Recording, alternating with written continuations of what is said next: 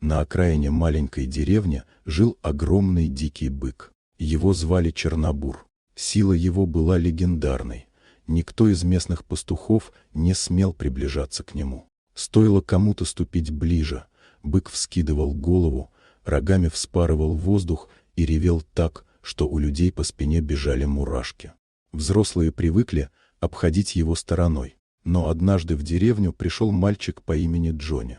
Он был худощавым, с растрепанными волосами и любопытными глазами.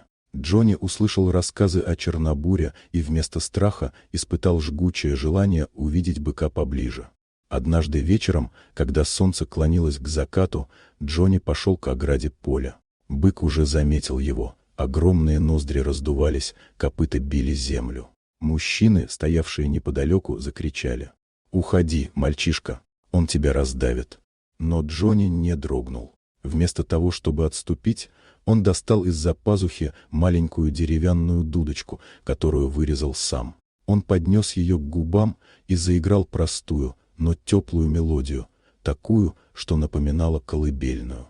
Чернобур остановился. Рев оборвался на полуслове. Могучее животное, словно зачарованное, шагнуло ближе, но не угрожающе, медленно, осторожно. Его глаза, полные ярости, начали мягчеть. Он прислушивался.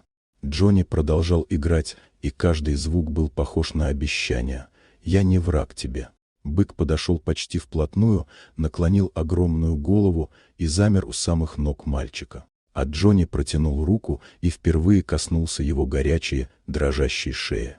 Взрослые, видевшие это, не могли поверить своим глазам. Чернобур, которого никто не осмеливался даже загонять в стойло, стоял тихо, как послушный теленок. С тех пор мальчик и бык стали неразлучны. Джонни мог водить его по полю, играть на дудочке, а Чернобур шел за ним, словно понимая каждую ноту. И люди деревни впервые поняли: иногда одолеть дикую силу можно не кнутом и страхом, а музыкой и добрым сердцем.